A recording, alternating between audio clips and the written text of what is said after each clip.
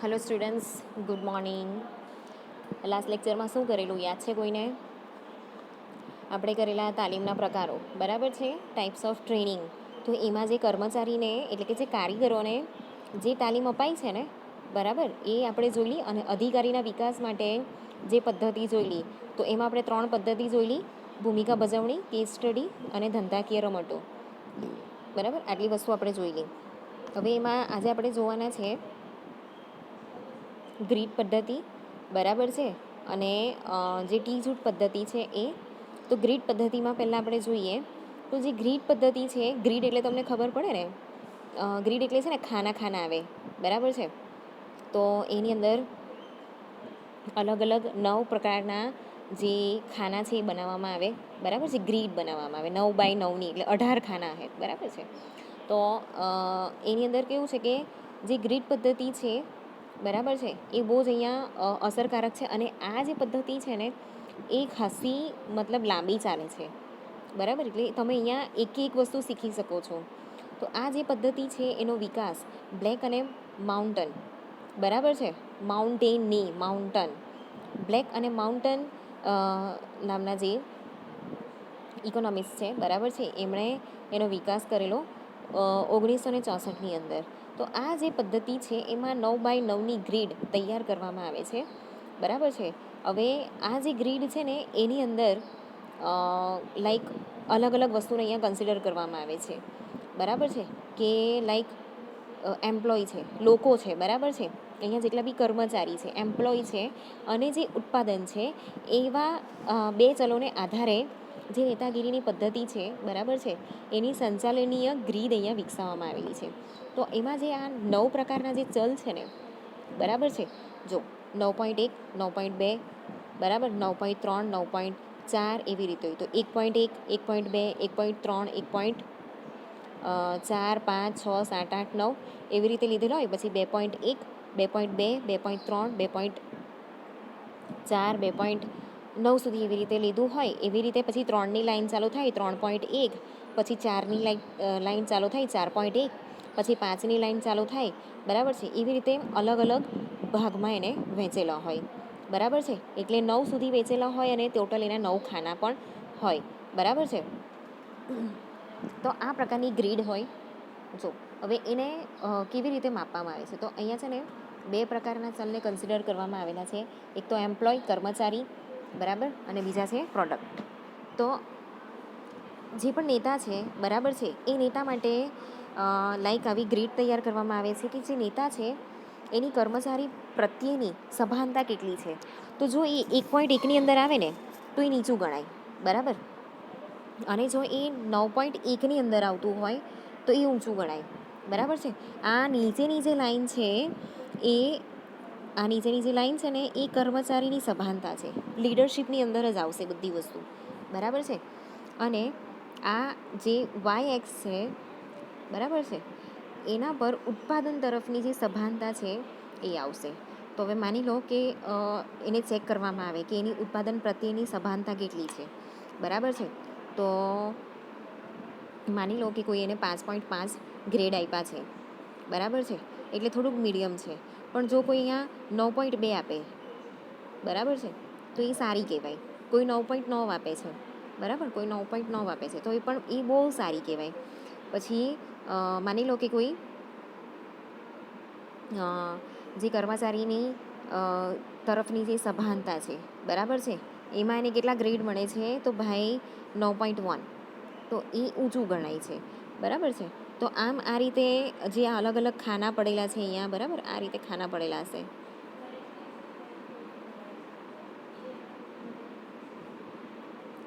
એને આવી રીતે ડિવાઈડ કરેલા હોય ને અહીંયા છે ને પોઈન્ટ આપવામાં આવે, ઓકે. હવે જો એની અંદર છે કે નેતાગીરીનો પ્રકાર. તો નેતાગીરીના જે પ્રકાર છે એમાં આ જે પોઈન્ટ જ છે, બરાબર, આ જે છે ને એના પોઈન્ટ જ છે, બરાબર છે. તો એમાં જે કર્મચારીનું મહત્ત્વ છે એમાં એને 1 થી 1ની વચ્ચે મળે, બરાબર છે. એટલે લાઈક જો અહીંયા 1.1 છે ને તો એ નીચું છે, બરાબર છે. પછી ઉત્પાદન બી નીચું છે એટલે 1.1 નીચું થઈ ગયું. પછી 1 થી 9ની વચ્ચે મળે તો ઉત્પાદન કર્મચારીનું મહત્ત્વ કેટલું છે, ઊંચું છે, બરાબર છે, પણ જે ઉત્પાદન છે ને એ કેવું છે, નીચું છે. એવી રીતે 9થી 1ની વચ્ચે મળે, ઊંધું જતું હોય, બરાબર છે, તેમાં કર્મચારીનું મહત્ત્વ નીચું થઈ જાય, બરાબર છે, અને જે ઉત્પાદન છે એનું મહત્ત્વ ઊંચું થઈ જાય, બરાબર છે. પછી બંને 9થી 9ની વચ્ચે આવે, બરાબર, 9.1 9.2 એવી રીતે આવતું હોય તો એ જે કર્મચારીનું મહત્ત્વ છે એ પણ ઊંચું છે અને ઉત્પાદનનું જે મહત્ત્વ છે એ પણ ઊંચું છે, બરાબર છે. હવે આ જે ગ્રીડ પ્રકારની પદ્ધતિ છે એ કેવી રીતે ચાલે છે, એના અલગ અલગ તબક્કા છે એ આપણે જોઈએ. તો જે ગ્રીડ પદ્ધતિ છે એની જે તાલીમ યોજના છે સામાન્ય રીતે 3થી 5 વર્ષ સુધી ચાલે છે, બરાબર. આપણે આગળ જે તાલીમ પદ્ધતિ જોઈ ગયા એ બધી કેવી હતી કે લાઈક અઠવાડિયામાં હોય, એ અઠવાડિયામાં પતી જતી હોય, બરાબર છે, કે પછી 1 મહિના માટે ચાલતી હોય, 6 મહિના માટે ચાલતી હોય. પણ આ કેટલા વર્ષ ચાલે છે, 3થી 5 વર્ષ. અહીંયા 1 વર્ષ બી નહીં, 3થી 5 વર્ષ સુધી ચાલે છે. એના 6 અલગ અલગ તબક્કા છે. તો આ જે 6 ફેઝિસ છે એને આપણે એક પછી એક જોઈએ, બરાબર. તો આ તબક્કામાં શું છે, પહેલા તબક્કામાં તો આ તબક્કામાં લગભગ 1 અઠવાડિયાની એક પરિષદ યોજવામાં આવે છે, જેમાં ગ્રીડ તાલીમના મૂળભૂત મુદ્દાઓની છણાવટ કરવામાં આવે છે. એટલે પહેલાં શું હોય છે કે એનો પહેલા તબક્કામાં જ્યારે આ ટ્રેનિંગ આપવામાં આવે છે તો પહેલા તબક્કામાં 1 અઠવાડિયાની અંદર શું થતું હોય કે પહેલું અઠવાડિયું ખાલી કોન્ફરન્સ કરવામાં આવે. એ કોન્ફરન્સની અંદર જે ટ્રેનિંગ છે એ ટ્રેનિંગના મુદ્દા જે છે એ ડિસ્કસ કરવામાં આવે છે, બરાબર છે. તમારે કેવી રીતે રહેવાનું છે, આ પ્રશ્નો ઊભો થાય તો એને કેવી રીતે સોલ્વ કરવાનો છે, એ બધી વસ્તુ ખાલી અહીંયા ડિસ્કસ કરવામાં આવે છે, બરાબર. એના પછી જે બીજા નંબરનો તબક્કો છે એની અંદર શું છે, તો બીજા નંબરના તબક્કામાં શું થાય છે કે આ તબક્કા દરમિયાન જે જૂથ કાર્ય છે એટલે કે જે ટીમ વર્ક છે, બરાબર, એના જે પાસાઓ ઉપર ધ્યાન કેન્દ્રિત કરવામાં આવે છે. આ તબક્કા દરમિયાન નેતા અને મદદનીશો મુક્તપણે પોતાના વિભાગની સમસ્યાઓની ચર્ચા, તેનું વિશ્લેષણ અને તેનો યોગ્ય ઉકેલ લાવવાનો પ્રયત્ન કરે છે. તો અહીંયા કેવું છે કે તમારે જે જૂથ કાર્ય કરવાનું છે એટલે કે જે ટીમ વર્ક કરવાનું છે એ ટીમ વર્કની ઉપર એ લોકો ટોટલી શું કરે છે, કોન્સન્ટ્રેશન કરે છે, બરાબર છે, કે મારે આ રીતે ટીમ વર્ક કરવાનું છે, મારે આ જે સ્કિલ છે એનો યુઝ કરવાનો છે. તો આ તબક્કાની અંદર જે પણ નેતા છે, બરાબર છે, કે પછી એના જે સબોર્ડિનેટ્સ છે, તો નેતા અને સબોર્ડિનેટ્સ છે એ એકદમ મુક્તપણે પોતાના જે વિભાગ છે, બરાબર છે, એની સમસ્યાની એ લોકો ચર્ચા કરે છે. ઓકે, કે ટીમ વર્ક કરતાં કરતાં અમને આ પ્રોબ્લેમ ઊભો થયો, બરાબર છે, અત્યારે આ થયું, આપણે આમ કરીશું તો આમ થશે, એ બધી વસ્તુનું અહીંયા એ લોકો ડિસ્કશન કરે છે. પછી છે ને એ બધી વસ્તુનું શું થાય છે, વિશ્લેષણ થાય છે, બરાબર છે. એટલે લાઈક તમે લોકો સવાલનો જવાબ લખો, પછી અમે લોકો એને ચેક કરીએ છીએ, બરાબર છે. તો એવી રીતે એનું વિશ્લેષણ થાય છે, એને ચેક કરવામાં આવે છે, બરાબર છે. અને એના પછી જે પણ સમસ્યાઓ છે એ સમસ્યાનો અહીંયા ઉકેલ લાવવામાં આવે છે, બરાબર. એટલે સેકન્ડ તબક્કામાં શું થાય છે કે સમસ્યા છે એની ઓળખાણ થાય છે, ટીમ વર્ક કરવાનું છે, સમસ્યાની ઓળખાણ થાય છે અને પછી એનું વિશ્લેષણ કરીને એનું સોલ્યુશન લાવવામાં આવે છે, બરાબર. એના પછી છે તબક્કો ત્રીજો. ત્રીજા તબક્કામાં શું છે, ફેઝ 3માં શું છે એ આપણે જોઈએ. ચાલો, તો ત્રીજા ફેઝમાં શું થાય છે કે આ તબક્કાની અંદર 2 સ્વરૂપની તાલીમ આપવામાં આવે છે. તો એકની અંદર પહેલા ફેઝની અંદર શું છે, આ જે આખો ફેઝ છે ને એના 2 પાર્ટ પડે છે, બરાબર. તો એ પહેલા પાર્ટમાં શું છે, તો ઉપર તબક્કા 2માં ઉદ્ભવેલી સમસ્યાઓની વિશેષ છણાવટ થાય છે અને સંયુક્ત પ્રશ્નો દ્વારા તેનો ઉકેલ કેવી રીતે લાવી શકાય તે પાસાને ધ્યાન આપવામાં આવે છે. તો પહેલા ફેઝની અંદર શું થાય છે, ફેઝ 3ની અંદર પણ 2 ફેઝ પડે છે, એક પહેલો ને એક બીજો. તો પહેલા ફેઝની અંદર શું થાય છે કે ફેઝ 2માં આપણે જો કે એની અંદર ટીમ વર્ક કરવાનું છે, બરાબર છે. પછી જે પણ સમસ્યા છે એ સમસ્યાની અહીંયા ચર્ચા કરવાની છે, એનું વિશ્લેષણ કરવાનું છે અને એનો ઉકેલ લાવવાનો છે. તો અહીંયા એ જે સમસ્યા છે ને એ સમસ્યાને આપણે આખી એક્સપ્લેન કરવાની છે, ડિટેલની અંદર એક્સપ્લેન કરવાની છે. એના અલગ અલગ સોલ્યુશન શું છે એને આપણે ડિટેલમાં અહીંયા એક્સપ્લેન કરવાના છે. એનું પ્લાનિંગ કેવી રીતે કરવાનું છે એ આપણે અહીંયા ડિટેલમાં એક્સપ્લેન કરવાનું છે, મતલબ એનું ડિસ્કશન કરવાનું છે, બરાબર છે. પછી એ બધા એની અંદરથી ઉદ્ભવતા જેટલા બી એ સમસ્યા છે એની અંદર જેટલા બી પ્રશ્નો ઉદ્ભવે છે બરાબર છે, એનું બધા બેસીને ડિસ્કસ કરે છે, એનો ઉકેલ લાવે છે, બરાબર છે. અને એની અંદર છે ને અલગ અલગ પાસા જે છે એને ધ્યાનમાં રાખવામાં આવે છે કે કેવા પ્રકારના સમસ્યા છે, ક્યાંથી ઊભી થઈ, કેમ ઊભી થઈ, એનાથી શું નુકસાન છે, શું ફાયદો છે, એનું સોલ્યુશન શું હોઈ શકે, બરાબર. એ બધી જ વસ્તુનું અહીંયા ડિસ્કશન કરવામાં આવે છે. એના પછી જે બીજો તબક્કો છે, જેની ફેઝ 3ની અંદર જે સેકન્ડ ફેઝ છે, એમાં શું છે કે આ તબક્કા દરમિયાન અન્ય વિભાગ સાથે પરિચય કેળવાય છે અને વ્યવસ્થા તંત્રના 2 અથવા વધુ વિભાગો વચ્ચે ઉદ્ભવતી સમસ્યાઓનો સંકલિત પ્રશ્નો દ્વારા નિકાલ લાવવાનો પ્રયત્ન કરવામાં આવે છે. તો અહીંયા કેવું છે કે જે ઇન્ટર રિલેટેડ જે પ્રોબ્લેમ છે, બરાબર છે, એના માટે આપણે બીજા વિભાગની પણ અહીંયા હેલ્પ લેવાની હોય છે. તો એના લીધે શું થાય છે કે જે બીજા વિભાગ છે એની આપણે અહીંયા હેલ્પ લઈએ છીએ, એના લીધે એ લોકોની સાથે આપણો પરિચય કેળવાય છે, બરાબર છે. એટલે કે આપણે પ્રોફેશનલ રિલેશનશિપ અહીંયા મેન્ટેન કરીએ છીએ, ડેવલપ કરીએ છીએ. તો વ્યવસ્થા તંત્રની અંદર આખી જે સિસ્ટમ ચાલે છે, બરાબર છે, તો એ સિસ્ટમની અંદર 2 કે તેથી વધારે વિભાગ છે, બરાબર છે, એની વચ્ચે જે પણ સમસ્યાઓ ઉદ્ભવે છે, બરાબર છે, એ જો આપણે એકનું તો સોલ્યુશન કર્યું, પણ આપણે બીજા પાસે પણ અહીંયા મદદ લેવાની છે કે બીજાની સાથે આપણે કામ કરવાનું છે. તો જ્યારે 2 વિભાગ એક સાથે કામ કરતા હોય તો એ લોકોની સાથે આપણને શું સમસ્યા ઊભી થઈ શકે છે કે થયેલી છે, એના વિશે આપણે એક સંકલિત પ્રયત્ન દ્વારા એનો નિકાલ લાવી શકીએ છીએ, બરાબર. કેમ કે જે સાધન છે એ લિમિટેડ સાધનનો ઉપયોગ આપણે બધાએ કરવાનો છે, તો એ પ્રકારની અહીંયા સમસ્યા ઊભી થઈ શકે છે.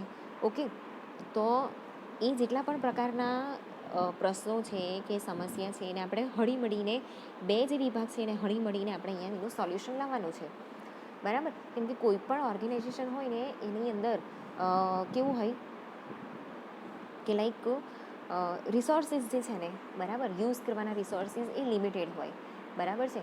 હવે 100 એમ્પ્લોય હોય, એ 100 એમ્પ્લોયની વચ્ચે માની લો કે 30 કોમ્પ્યુટર છે, તો કેવી રીતે એનો યુઝ કરવો, બરાબર છે. હવે ત્યાં અલગ અલગ સ્ટોર બી હોય, સ્ટોરની અંદર રો મટીરિયલ હોય કે પછી સેફટીના સાધનો છે, બરાબર છે.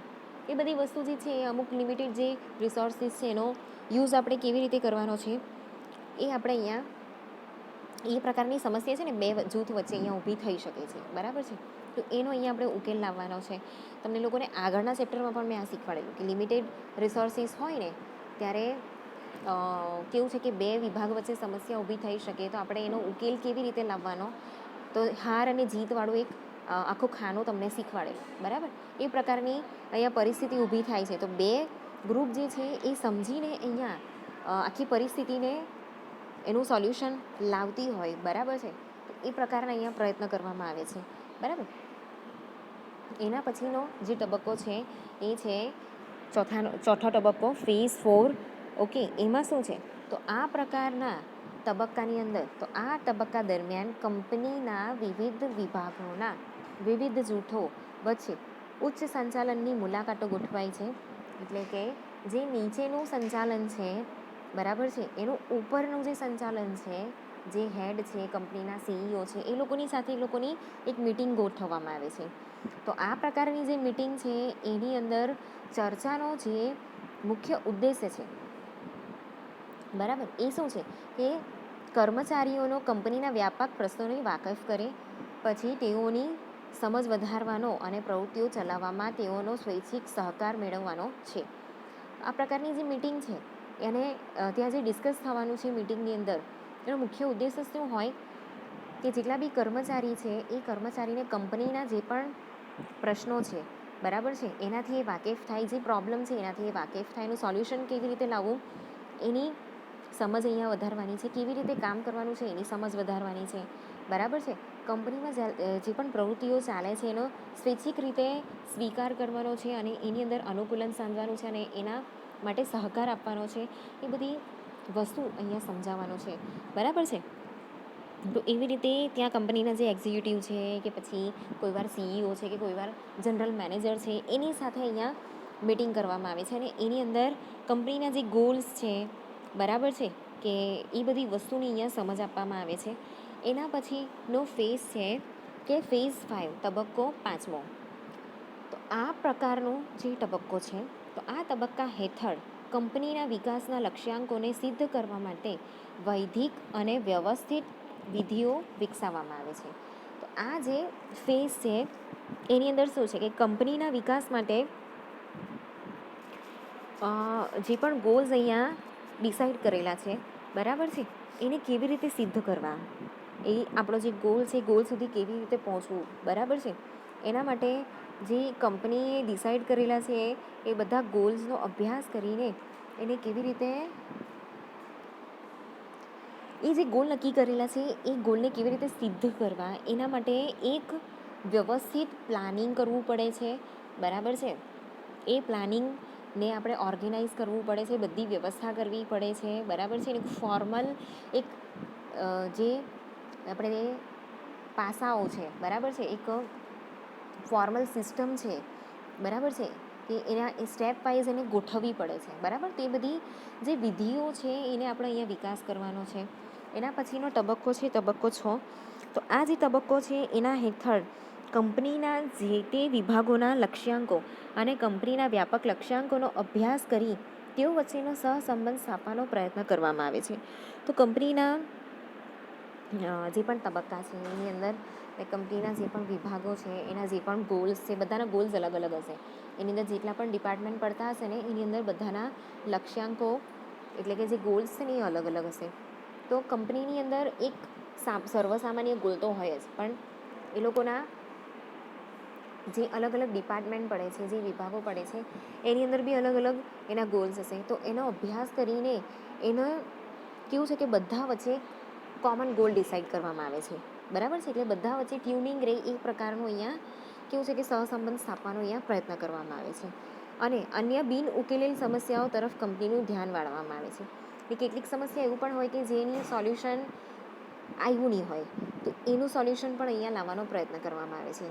એટલે આ જે વસ્તુ છે ને એ બધી વસ્તુ શીખવા માટે આપણને 3 થી 5 વર્ષનો સમય લાગી જાય છે, બરાબર. તો આ રીતે અહીંયા એની સમસ્યા છે કે પછી ટ્રેનિંગ છે, ગોલ્સ છે, બરાબર છે, પ્લાનિંગ છે, ઓર્ગેનાઇઝિંગ છે, સુપરવાઇઝિંગ છે, એ બધી વસ્તુ જે છે અહીંયા શીખવાડવામાં આવે છે, બરાબર. ટીમવર્ક કેવી રીતે કરવું, તો આ પ્રકારની બધી વસ્તુ જે છે આ ગ્રેડ પદ્ધતિની અંદર આપણે શીખીએ છીએ, બરાબર છે. એની અંદર એનું ઇવેલ્યુએશન પણ થાય છે, બરાબર. એનો અભ્યાસ કરવામાં આવે છે કે કેવી રીતે થયો, એની અંદર પોઈન્ટ આપવામાં આવે છે. ને જે પોઈન્ટ નીચો આવે જે જગ્યા પર એ વસ્તુનું ત્યાં ડેવલપમેન્ટ કરવા માટે વધારે ધ્યાન આપવામાં આવે છે. ઓકે, હવે આગળનું જે લેક્ચર છે એમાં આપણે જોવાના છે ટી જૂથ તાલીમ, બરાબર, ટી ગ્રુપ ટ્રેનિંગ.